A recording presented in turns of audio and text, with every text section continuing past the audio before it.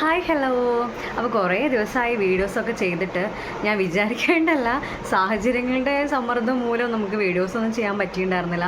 കുറച്ച് ബിസി ആയി പോയിരുന്നു. വീഡിയോ കണ്ടു മാത്രം എന്റെ ഉപദ്രവിച്ചു. എന്റെ പേര് ഫുള്ള് എന്നിട്ടാരും കടിച്ചു പറിച്ചു ചെയ്യാൻ പറ്റില്ല. എന്നെ ഹോസ്പിറ്റലിൽ പോലെ കാണിക്കൊണ്ടുപോയില്ല. ഇവിടെ പാട്ട് വെച്ച് സന്തോഷിച്ചിട്ട്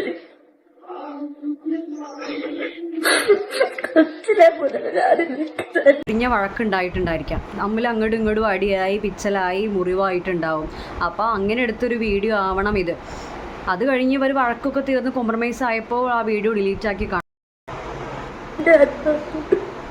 വീഡിയോയുടെ കണ്ണ് സ്നേഹം മാത്രമേ ഉള്ളൂ. എന്റെ പേര് മുഴുവൻ കണ്ണൊക്കെ പറിച്ചെന്റെ മൂടിയൊക്കെ പിടിച്ചു മാറ്റി.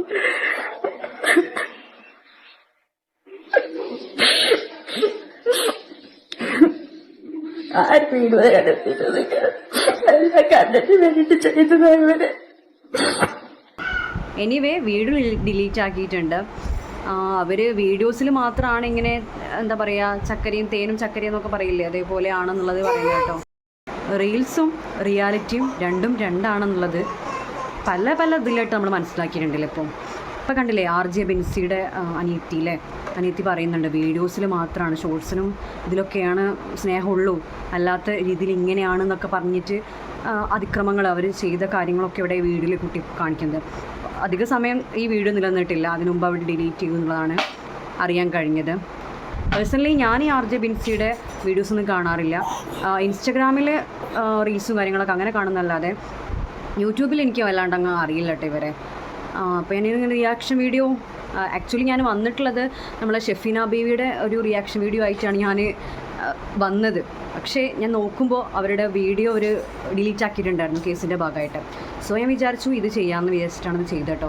സിബ്ലിങ്സിൻ്റെ ഇടയിൽ നമുക്ക് എന്താ പറയുക, അടി പിടി വഴക്ക് കാര്യങ്ങളൊക്കെ എന്തായാലും ഉണ്ടാകും.